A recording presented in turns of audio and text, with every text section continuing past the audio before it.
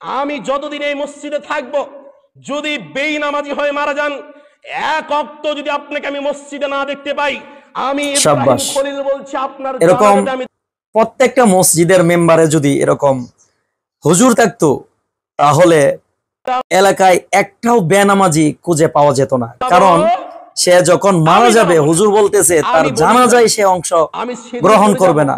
সভাপতি সাহেব কত বড় ওজনের কথা বলেছে হুজুর।